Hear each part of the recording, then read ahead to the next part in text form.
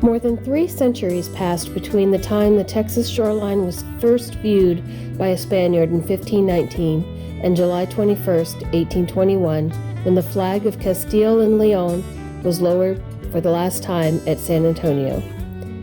In that time, exploration and evaluation of the land, its people, and its resources were conducted by the Spanish. The New Mexican government passed the state colonization law of March 24, 1825, which opened the way for Americans to settle in the northern province of Coryell in Texas. In exchange for a small fee, heads of families could obtain as much as 4,428 acres of grazing land and 177 acres of cropland. Under the provisions of the decree, foreigners had to take an oath promising to obey the state and federal constitutions, practice Christianity, and prove their morality and good habits. Upon agreeing to these conditions and establishing residence, foreigners became Mexican citizens. Between 1821 and 1835, 41 impresario grants were made, the majority going to immigrants from the United States. Among the most important impresarios were Green DeWitt, who secured a contract to settle 400 families west of the Lavaca River and south of the old San Antonio Road, Benjamin Milam, who received a contract in 1826 to settle 300 families between the Guadalupe and Colorado rivers, and Sterling Robertson, agent for the Nashville Company, who obtained a contract in 1825 to settle 800 families.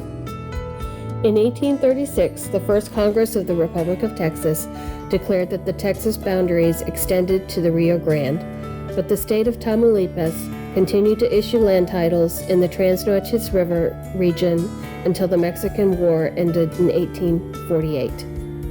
By 1850, the legislature instituted a board of commissioners to oversee the land grant process and settle disputes over ownership of land. William Borland and James Miller were appointed as commissioners. Their recommendations are contained in a document known as the Borland and Miller Report, and they sit in the archives of the General Land Office in Austin. As more settlements expanded, counties and county seats were established. One example of these is Gatesville in Coryell County. In May 1854, the legislature established Coryell County and named it in honor of frontiersman James Coryell.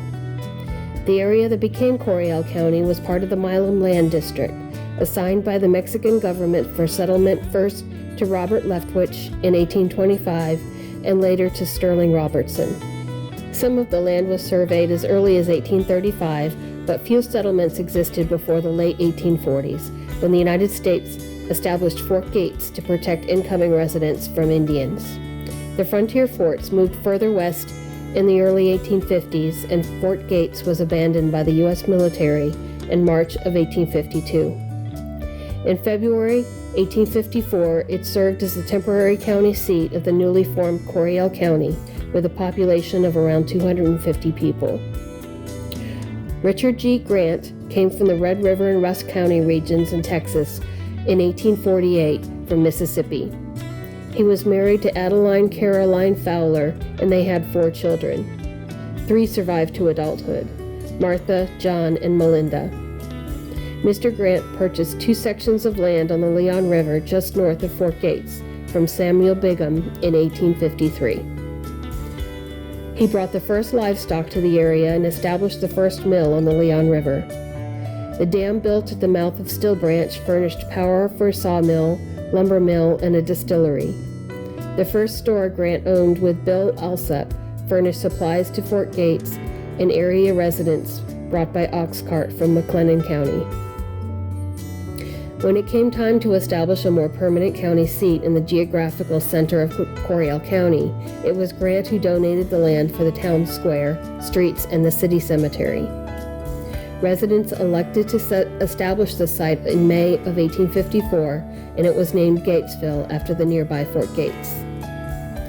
Following the election, Mr. Grant set 3 barrels on the street outside his store, one with whiskey, which he had made himself, one with water, and one with sugar. He invited the crowd to help themselves as he commenced auctioning off his land around the new square to settlers coming in from eastern settlements such as Waco, Marlin, and Belton. The first public structure was the county jail, contracted and built by John H. Christman. He also furnished the oak logs used to build the jail. He arrived at Gatesville in April of 1854 and assisted in surveying the original town site. He completed the double-walled structure at a cost of $1,400, and it was completed in 1855. James C. Newton became the first postmaster when the post office was established on July 13, 1854. There were 3 courthouses in Coryell County, 2 at the current location.